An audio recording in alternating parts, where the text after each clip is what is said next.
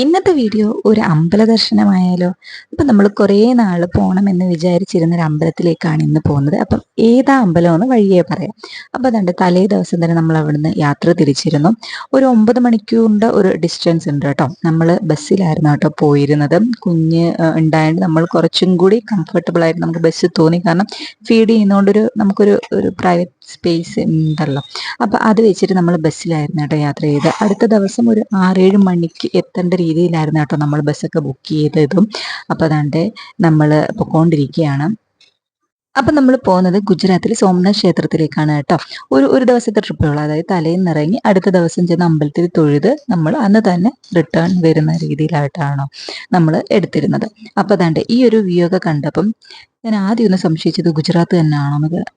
ഞാൻ ഇതൊക്കെ കണ്ടിട്ടുള്ള കേരളത്തിലാണ് ഇതുപോലെ തെങ്ങുകൾ കൃഷി ചെയ്തേക്കുന്നതും വാഴകൾ കൃഷി ചെയ്തേക്കുന്നതും അതുപോലെ തന്നെ കുഞ്ഞു കുഞ്ഞു തൈത്തങ്ങളും. ഇതൊന്നും അല്ല, എനിക്ക് വീഡിയോ ഒന്നും അധികം എടുക്കാൻ പറ്റിയില്ല, കുറേ ഉണ്ടായിരുന്നത്.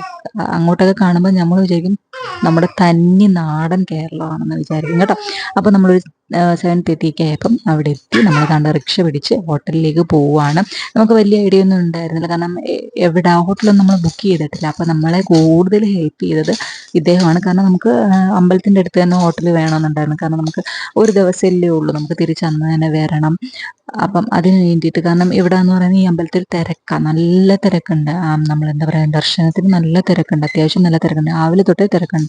24 hours ഈ ഒരു അമ്പലം ഓപ്പണിംഗ് ആണെന്ന് അദ്ദേഹം പറഞ്ഞിട്ടുണ്ടായിരുന്നു. അപ്പോൾ നമുക്ക് ഈ ഒരു ഹോട്ടലിൽ നമ്മുടെ റൂമിൽ നിന്നാൽ തന്നെ ഈ ഒരു അമ്പലം കാണാൻ പറ്റുമായിരുന്നു കേട്ടോ. അപ്പം നമ്മൾ അവിടെ ചെന്നു. കുറേ വട്ടം നമ്മൾ കുറേ ഹോട്ടലിലൊക്കെ നോക്കിയിട്ടാണ് നമുക്ക് റൂം കിട്ടിയതൊക്കെ. അപ്പം ഇന്നത്തേക്ക് ഇത്രയേ ഉള്ളൂ. ഇതിൻ്റെ പാർട്ട് 2 ആയിട്ട് പിന്നീട് ടാറ്റാ.